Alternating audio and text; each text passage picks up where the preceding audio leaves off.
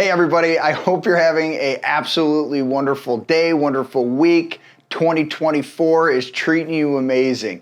So for most families and most people out there right now, either you are knee deep, neck deep, or haven't touched your taxes, or you're all done and you're an overachiever, right?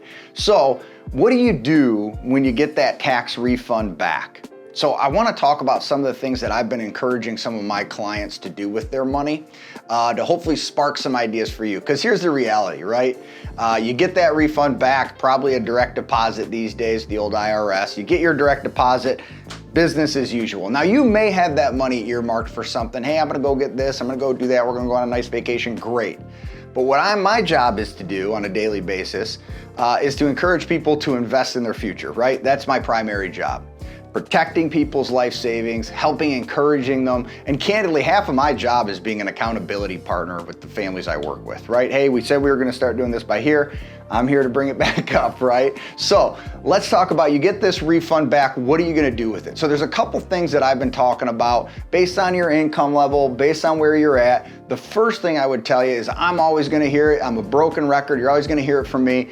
I'd love to see you putting that money into a Roth IRA. Okay, as long as you don't make too much money right now, let's make sure we're looking at getting that money into a Roth IRA for your 2024 contributions. You get a big refund back and you get 10 grand. I had a call earlier today.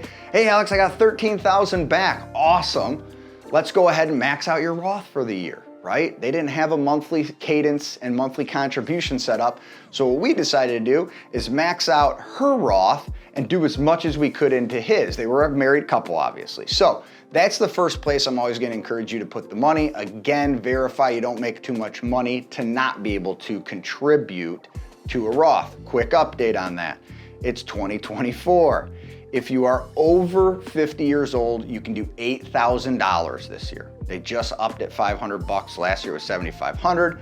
This year it's 8 grand. If you're under 50, it's gonna be 7 grand. Last year was 6,500, so that's great news. So number one, I'd say, hey, put it into a Roth. Number two, maybe you got some real estate transactions, maybe you got a roof or a furnace you gotta do this year. Here's the good news. You can still put that money into a bank, a CD, a money market, right? And I wouldn't just say a savings or a checking at the bank, just for the record. But you can get a money market or a short-term CD, and the rates are still good. They haven't really started slashing rates yet, which they said they were gonna do in December, so it's probably coming. Hey, could it come in March? Yes, just for the record. The feds are gonna be meeting the 19th and 20th of March. So if the first rate drop from the feds is gonna come, it potentially could come then. There's been speculation, hey, it might wait till June, XIZ, but a good time, get that money into a money market, get that money into a CD if you got some earmarks later this year where you're gonna need that money, and you can go get 5% give or take on that money, which is an awesome number. No risk, no fees, just make sure you're working with a reputable firm that has a good credit rating and all that stuff. So money markets, CDs, there's not gonna be any risk to that. Money markets are historically fully liquid. So you click a button, get that money out. CDs, 3 months, 6 months, 9 months, 1 year, et cetera, et cetera, et cetera. Okay, so that's a couple options. Another good option, whether you're not a Roth person, maybe you make too much money, look at those IRAs you have, those traditional IRAs.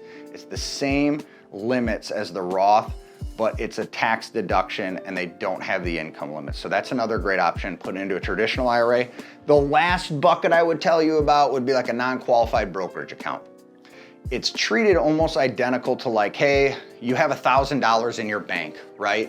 You say, hey, I wanna go buy this stock or this ETF or whatever you're looking at purchasing or investing in. You set up a joint or individual account. It's gonna be called a non-qualified brokerage account. Again, it's either just got your name, individual, or yours and your spouse's, a joint account. You put that money in. That's another great place to do it because it doesn't have any of those rules like a Roth or an IRA would. Hey, you gotta wait till 59 and a half. You can take it out, you can buy, sell, but keep in mind, this is the account where you'll get hit with those capital gains. If you sell something under a year, it's a short-term gain. If you hold an investment for over 365 days, it's a long-term capital gain. So just know that's a great place. I love the non-qualified stuff because if I got real estate or something pops up in life, I can get that money out without the penalty that a Roth or an IRA would have. The last thing I would tell you, hey, I want to take care of the grandkids. I want to set something up for my kids. that would be a great reason to reach out to us, candidly, for all of these reasons. But a UTMA, maybe it's a 529 educational fund. If you want to do something for the kids, the grandkids, maybe it's an indexed universal life insurance policy. I love those. I got one for each of my kids, right? So if you're looking to do something for the family, the kids, the grandkids, again, that's probably worth a deeper conversation. These are some of the things that I'm talking about with clients right now about what they should do with that refund. So hopefully this sparks some interest. Here's the good news. There's no better time than now, right? We all know we procrastinate this stuff.